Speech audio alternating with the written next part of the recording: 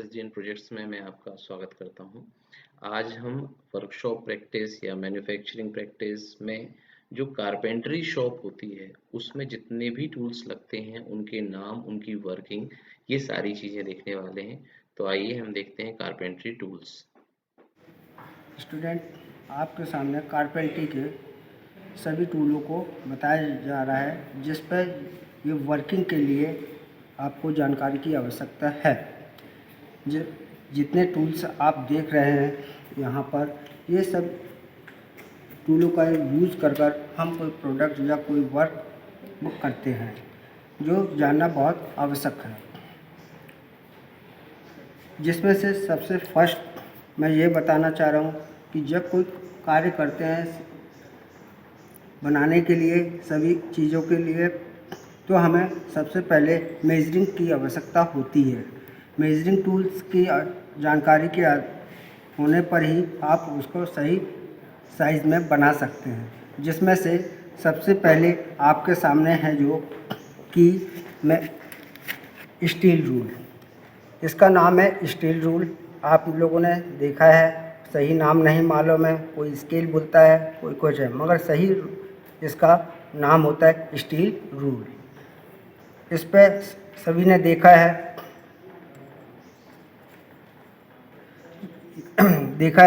कि यहाँ पे ऊपर सेंटीमीटर और नीचे वाली साइड में आपको इंचेस के निशान लगे होते हैं, जिससे हम रीडिंग लेकर कोई भी मेजरिंग करते हैं या मापन क्रियाएं करते हैं।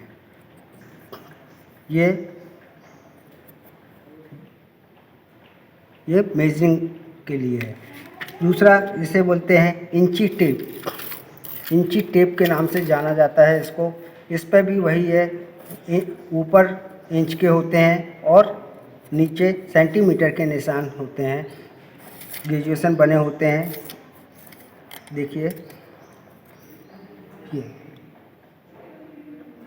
इन चीज़ों को देखकर ये मेजरिंग टूल्स में आते हैं, जो हम मेज़र करते हैं, मापन करते हैं। ये इंची टेप बोलते हैं इन्हें। सेकंड आता है मेजरिंग में, मैंने बताया। दूसरा होता है चेकिंग इंस्ट्रूमेंट। चेकिंग इंस्ट्रूमेंट और मार्किंग के लिए यूज़ किया जाता है। चेकिंग इंस्ट्रूमेंट है, ये ट्राई स्क्वायर है, जिसे बोलते हैं ट्राई स्क्वायर। ट्राई स्क्वायर से हम मार्किंग करते हैं और कुछ चीज़ों को चेक करते हैं कि ये 90 डिग्री में है कि नहीं। इसका नाम ट्राई स्क्वायर है। ट्राई स्क्वायर का दूसरा नाम होता है राइट एंगल। राइट एंगल से आप समझ गए ही होंगे कि भाई ये राइट एंगल इसलिए कहा जाता है क्योंकि ये 90 डिग्री में होता है, इसीलिए इसे ट्राई स्क्वायर, और इसका दूसरा नाम होता है राइट एंगल। तीसरा ये है मार्किंग से। आपने मेजरिंग किया, चेकिंग किया, मार्किंग करने के लिए ये होते हैं मार्किंग गेज। मार्किंग गेज ये दो प्रकार के आपके सामने रखे हुए हैं, जो इनके नाम मैं बताऊंगा। इसे बोलते हैं मार्किंग गेज। इस पर सिंगल पॉइंट होता है, सिंगल पॉइंट एक लगा हुआ होता है। इसे एक चिप के द्वारा इसको टाइट किया जाता है। ये होते हैं, इस पर एक स्ट्रिप लगी होती है। स्ट्रिप के एक सिरे पर एक पॉइंट बना होता है, जो इस बेस से मूवमेंट होता है। हम इस बेस से इस पॉइंट की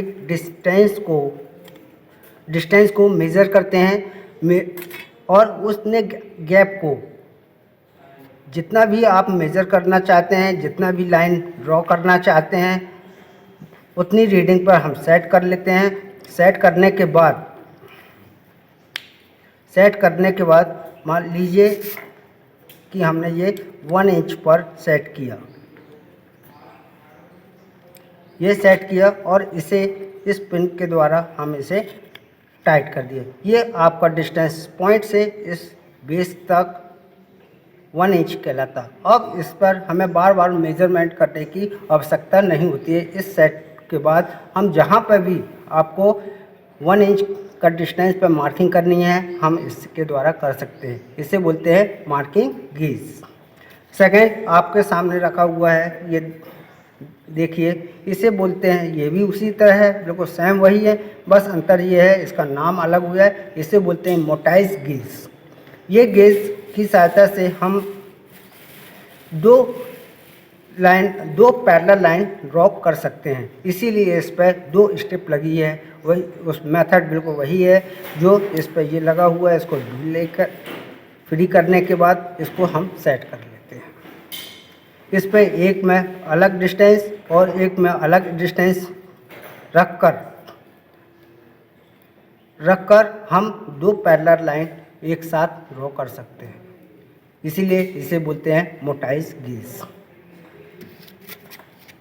ये हो गया आपका मेजरिंग टूल्स बताया, चेकिंग इंस्ट्रूमेंट बताया, मार्किंग गेज बताया। अब आते हैं अपन यहाँ पर कटिंग टूल्स में, जो कटिंग करते हैं, जिसमें से एक होता है कि काटने के लिए, जिस पर एक बार मैंने पहले भी बता चुका हूँ कि इनके नाम प्रॉपर उनकी आकृति के आधार पर अलग अलग होते हैं और इनके नाम भी अलग हैं। वो हमें टेक्निकल फील्ड में होने के कारण या टेक्निकल होने के कारण हमें इनका पूरा नाम होना चाहिए। दूसरे लोग हैं जो आरी बोलते हैं, तो आरी तो ही बोलते हैं, मगर अपने टेक्निकल वर्ड में सॉ बोलते हैं, और आरी का मतलब होता है काटने वाला। तो ये अलग अलग जगह पर है, काटेंगे ही, मगर इनका प्रॉपर नाम हमें जानना जरूरी है। जिसमें से फर्स्ट बता रहा हूँ, ये रिप सॉ कहलाती है। रिप सॉ, इसके टीथ देखिए आप, बैक की तरफ है। दूसरा, इसकी आकृति देखिए कि कैसी है। इसको अगर हम ऐसे रखते हैं, टीथ की तरफ हाथ रखकर ऊपर टॉप में देखते हैं, ये स्लोप में जाता है, ये स्लोप में होता है। इसकी पहचान है, ये हो गए, इसे कहते हैं रिप सॉ। रिप सॉ को सबसे ज़्यादा यूज़ किया जाता है कटिंग में, सबसे ज़्यादा इसी सॉ का इस्तेमाल किया जाता है, और इसके टीथ बैक तरफ होती है। काटते समय हमें ये ध्यान रखना होता है कि इसके बैक तरफ हमको फोर्स लगाना है और फॉरवर्ड वाइज में चलाते समय प्रेशर को रिलीज़ कर देना है, हल्के हाथ से आगे जाने देना है। ये हो गई rip saw. Tenon saw, tenon saw है, इसकी आकृति आप देख ही रहे हैं कि इस पर आयताकार है और रेक्टेंगुलर शेप में बना हुआ है, और इसके टीथ आप देखेंगे तो ये फॉरवर्ड वाइज में है।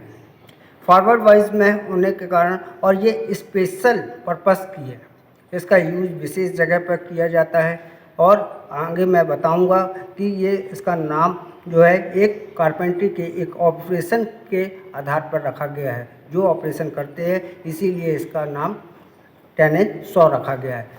टेनिन मतलब ये होता है, एक कारपेंट्री का एक ऑपरेशन है, उसको काटने के लिए हमें इसका इस्तेमाल करते हैं, इसीलिए इसको टेनिन सॉ। इसके टीथ बाहर तरफ को झुके होते हैं, इसे फॉरवर्ड वाइज में चलाया जाता है, मतलब कि इसे आगे ढकेलते हुए प्रेशर लगाया जाता है, और रिवर्स वापस लाते समय इसका प्रेशर हटा दिया जाता है। ये टेनिन सॉ। फिर इसे बोलते हैं कंपास सॉ। कंपास सॉ है जो, ये छोटे काम के लिए, बारीक काम करने के लिए इस सॉ का इस्तेमाल किया जाता है, इसीलिए इसे कंपास सॉ कहा जाता है। ये ज़्यादातर कर्व कटिंग, गोलाई वगैरह और ऐसी आकृतियाँ जहाँ पर बारीकी से वर्क करना होता है, कटिंग करनी होती है, वहाँ पर इस सॉ का इस्तेमाल किया जाता है, इसे बोलते हैं कंपास सॉ। ये देखने में रिप सॉ जैसे ही होती है, थोड़ा सा अंतर यह होता है, इनके टीथों में अंतर होता है, ये थोड़ा बारीक होती हैं, और रिप सॉ में थोड़ा एंगल ज़्यादा होते हैं और टीथों की संख्या कम होती है।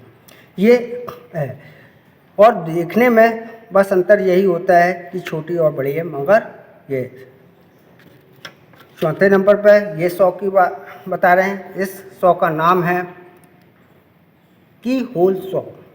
आपने देखा, इसकी आकृति भी दिख रहा है, पतली सी है, ज़्यादा ना उसके मोटाई में है, इसके टीथ भी अलग किस्म के हैं। इसका यूज़ इसका दूसरा नाम भी है, एक पैड सॉ के नाम से जाना जाता है। पैड सॉ का काम होता है, की होल के नाम से भी जान सकते कि की का होल बनाने के लिए जहाँ कटिंग करते हैं वहाँ पर इस सॉ का इस्तेमाल किया जाता है। दूसरा इसका यूज़ किया जाता है जब पैटर्न या कोई आकृति की कॉपी करनी होती है, जब उसकी कटिंग करना होता है, जब इस सॉ का इस्तेमाल किया जाता है। यह है आपके कटिंग काटने वाले। दूसरा आता है स्टेकिंग टूल्स, या आप बोल सकते हैं कि इसको ऊपर से रख कर इस पर ऊपर की चीज़ से कोई ठोकर या मार लगा कर टूल चलाने वाले ये हैं। आप हैं, देखिए आप, ये टूल्स हैं। एक इसका जो ये है, इसे बोलते हैं formal chisel. Formal chisel Hindi में बोलते हैं चौरसी बोल देते हैं, मगर अपने टेक्निकल वर्ड में इसको फॉर्मल चीज़ल बोलते हैं। इस वाले भाग को हम बॉडी बोलते हैं। ये सैंक वाला भाग है जहाँ पे हैंडल होल्ड होता है। और इस पर कटिंग की बात करें तो एक साइड पर फ्लैट पूरा बना होता है, दूसरी साइड में बेवल एज होती है। बेवल एज होती है, ये अलग अलग मटेरियल के लिए अलग अलग बनाया जाता है। ये है, इस टूल को बोलते हैं फॉर्मल चीज़ल। इसी प्रकार दूसरा एक टूल्स है जिसे बोलते हैं मोटाइज चीज़ल। ये मोटाइज चीज़ल, ये दोनों ही चीज़ल हैं, मगर इसे बोलते हैं मोटाइज चीज़ल। ये है फॉर्मल चीज़ल। ये इसकी मोटाई कम होती है, चौड़ाई कम होती है, मोटाई में ज़्यादा होती है, और इसके अलग अलग साइज़ों में आता है। इस पर भी यही है, इसकी एज में एक साइड उसकी फ्लैट होती है, दूसरी साइड बेवल एज होती है। ये कटिंग पर निर्भर करता है कि हम कैसी कटिंग करना है, उस हिसाब से उसकी एज तैयार करते हैं। इसे हम जहाँ पर भी यूज़ करना होता है रख कर और उसके ऊपर हैमरिंग करते हैं। ये इस टूल को स्टेकिंग टूल्स कहते हैं। आते हैं नेक्स्ट, इसे बोलते हैं, देख रहे हैं आप, इस टूल्स को बोलते हैं प्लानिंग टूल्स। प्लानिंग टूल्स में प्रॉपर इसका ये नाम है जो हम देख रहे हैं, इसे बोलते हैं metal jack plane. Metal jack plane ये वुड को, जो भी लकड़ी है उसकी सरफेस को फिनिश करने और स्ट्रेट बनाने के लिए इनका यूज़ किया जाता है। इसके ये किया जाता है, इस पर एक ये नॉब लगा होता है जिसे हम चलाते समय इसको पकड़ते हैं। दूसरा हैंड ये पीछे जो है हैंडल है उस पर प्रेस कर रहे हैं आगे बढ़ाने के लिए और इसे दिशा देने के लिए यूज़ करते हैं। इस पर ब्लेडें लगी हुई है जो कटिंग करती है, और इसके बेस पर बिल्कुल स्मूथ होता है और ब्लेडें बाहर निकलती है, इससे कटिंग होती है। ये इसे बोलते हैं, फिर से बता रहा हूँ, मेटल जैक प्लान। फिर आता है कि होल बनाने के लिए जो टूलों का इस्तेमाल किया जाता है वो आपके सामने ड्रिल ये जब हम कोई प्रोडक्ट बनाते हैं, बनाने के बाद उसको ज्वाइंट करने के लिए नेल्स या स्क्रू लगाते हैं। तो स्क्रू लगाने के लिए हमें होल करने की आवश्यकता होती है। इसे बोलते हैं हैंड ड्रिल। इसके सामने वाले भाग पर हम ड्रिल बिट लगाते हैं। बिट मतलब जिस साइज़ का होल बनाना होता है वहाँ पर हम इसको फिक्स करते हैं और टाइट कर इसको ऐसे घुमाकर और तब ऊपर से लेते हैं, इस तरह से पकड़कर इसको घुमाते हैं और इस पर होल या छिद्र बनाकर बोल्ट वगैरह फिक्स करने के लिए करते हैं। दूसरा हमारे सामने ये रखा हुआ है, आपने देखा है, ये भी एक तरह का होल बनाने के लिए ये होता है, बस ये अंतर है। इसका नाम मैं पहले बता दूं, इसका नाम है गिमलेट। इसकी आकृति आप देख रहे हैं, ट्विस्ट है इसके सामने वाले भाग में नॉक बना हुआ है, शार्प पॉइंट बना हुआ है और लिप वगैरह हैं जो कटिंग करती हैं। ये विशेष स्थिति पर हमको वर्क करना होता है। होल तो हम इससे भी बना सकते हैं, मगर और इस पर दोनों में अंतर ये है कि ये कम लंबाई गहराई के जगह पर हम इसका यूज़ करते हैं और इसकी रेंज ज़्यादा होती है। अगर हमें इससे होल बनाने हैं तो ये 3 से 4 इंच तक के ही बना पाएंगे, और अगर हमें 1 फीट डीप का अगर हमें टूल बनाना है, होल बनाना है, तो हम इस पर नहीं बना पाएंगे। इसलिए हमें इसकी ज़रूरत पड़ती है गिमलेट की। ये अलग अलग साइज़ों के अनुसार, लेंथ के अनुसार आती है मार्केट में। नेक्स्ट, ये आप देख रहे हैं आपके सामने है, ये हैमर बोलते हैं। हैमर तो 5 प्रकार के आते हैं काम के आधार पर, कार्य के आधार पर। जो अपने सामने हैं, इस हैमर को हम बोलते हैं claw hammer. Ball peen hammer भी होता है, डबल फेस हैमर भी होता है, मगर कारपेंट्री में हम सबसे ज़्यादा बॉल पेन और क्लॉ हैमर का इस्तेमाल करते हैं। ये इस पर सभी मालूम है कि यहाँ से हम स्टेकिंग करते हैं, मगर ये इसका यूज़ सेंटिंग में या नेल्स निकालने के लिए किया जाता है। इसके ऊपर वाले पिन भाग को पिन बोलते हैं। पिन तो यहाँ पर नेल्स अगर आपके ठोकते हुए बेंड हो जाता है तो हम इसको पलटा कर यहाँ पर फंसा कर उसको आसानी से बाहर निकाल सकते हैं। ये क्लॉ हैमर कहलाता है। साथ में आपके सामने रखा है, इसको वुडन का बना हुआ है, हैवी है। देखिए ये हैवी इसलिए रखा गया, वुड का है, और इसका यूज़ हम करते हैं चीज़ल के साथ स्टेकिंग करने के लिए। इसे मैलेट हैमर के नाम से जाना जाता है। वेट होता है इसमें, और ये चीज़ें चीज़ल के साथ हम इसका यूज़ करते हैं। या वुड का इसलिए बना होता है कि जो टूल्स का इस्तेमाल करते हैं हम, उस पर कोई स्क्रैच वगैरह ना आए, इसीलिए ये वुडन हैमर का इस्तेमाल करते हैं। सभी ने आपने देखा, जितने कारपेंट्री में ये टूल्स हमने यूज़ करते हैं, और इन्हीं टूलों से ही हमारा वर्क होता है। मैंने आपको एक उस पर पूरे टूल्स को, मेजरिंग टूल्स हो गए, आपके मार्किंग टूल्स हो गए, कटिंग टूल्स हो गए, स्टेकिंग टूल्स हो गए, ये सब चीज़ों के बारे में मैंने बताया। शुरू से मैं एक बार बताता हूँ। ये है आपके सामने मेजरिंग टूल्स है। जो मेजरिंग टूल्स है, जिससे मेजर करते हैं, अपन मापन क्रिया करते हैं। चेकिंग इंस्ट्रूमेंट है, जिस पर हम उसको चेक करते हैं। और ये हो गए आपके मार्किंग टूल्स हो गए। ये हो गए कटिंग टूल्स हैं। कटिंग टूल्स ये आते हैं, मगर इस पर भी डिवाइड है। ये काटने वाले हैं, ये स्टेकिंग टूल्स हैं। ये आपके सामने है, इससे हम लकड़ी की सतह को चिकना और स्ट्रेट बनाने के लिए करते हैं।